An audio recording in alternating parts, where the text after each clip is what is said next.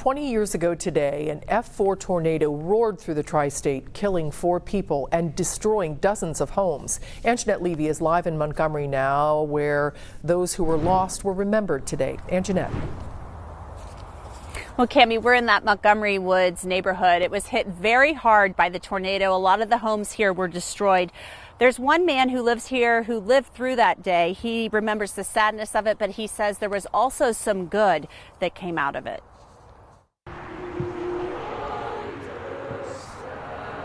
These Sycamore High School students were not yet born 20 years ago when a tornado hit their neighborhood. But this morning they stood across the street from homes that were badly damaged on April 9th, 1999. They sang about what was lost that day. Many of our friends out in our neighborhood lost their houses and animals. Denny Reedmiller gets choked up when he remembers that day. 2 of his neighbors, Lee and Jackie Cook, died, along with 2 other men, Charles Smith and Donald Lewis. Reedmiller was out of town and frantically tried to get a hold of his daughters. It took for the one daughter, she was at a friend of hers, and we couldn't find her for a while, but eventually we did get the call and then she was okay.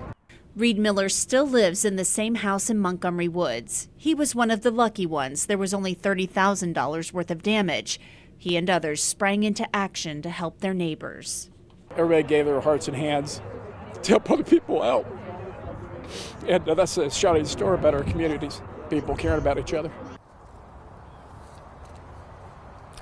And Denny Reedmiller says that St. Barnabas Church here in Montgomery really served as basically a command post for the 2,500 volunteers that were here in the weeks following that tornado. They were out here helping each other, and it really brought this community together and really showed people what they were made of.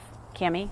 All right, Anjanette Levy, thank you. The American Red Cross was a big part of helping families after the tornado. Police and firefighters from several departments also helped the search efforts.